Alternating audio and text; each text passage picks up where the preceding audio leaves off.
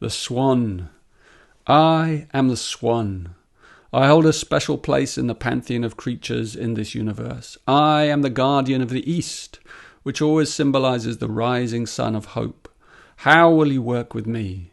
I work deeply with those who show themselves unafraid of suffering. In some cases, this means that I will come into your life and bring to light some crippling difficulty that has dogged you for years. This may take the form of physical illness, emotional trauma, or mental anguish. Many will ask, why? Why must we humans suffer so? You'll find that I hold the answer to this question. It is even hidden in the myths that swirl around me. That's from the Totem Codex on the Swan. So when you work with the dream arc, you have to work with mythology. You have to explore the mythology of the creature, because our ancestors codified stories about animals and birds, and they did it intuitively. And the swan has always been about grace. But in the myths, the swans also always represent stories of great suffering. You know, one of the most famous of these stories is called Leda and the Swan.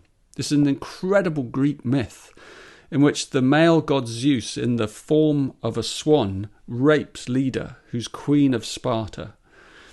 And out of this rape, by the way, that was sculpted by Michelangelo, was copied by Rubens, and all kinds of music that was written, classical music, and stories of this incredible, kind of very difficult, symbolic story. But out of this rape, Leda conceives Helen of Troy, who in turn, in the myths, is the catalyst of the Trojan War. And the Trojan War gives birth to the so-called Golden Age of Greece and the birth of modern democracy eventually, So it's one of the most powerful myths, certainly, that I've ever come across, because it speaks on so many subtle levels. And the swan, which we so often see as the feminine, in this myth, it's masculine and it's domineering.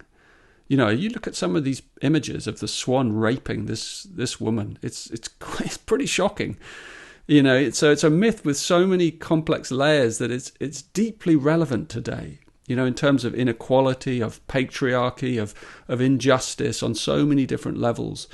But I think perhaps at the deepest level, it speaks about the purpose of suffering itself, which often triggers vast changes and transformations in consciousness. So it's this notion that suffering has this higher purpose.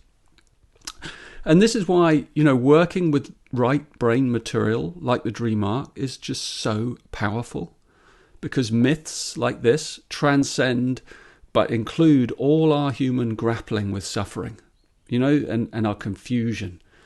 They're pivots for transformational monologues and healing dialogues, these myths. These animal symbols, they require, some of them, like this one, require deep and lasting contemplation to really unpick it.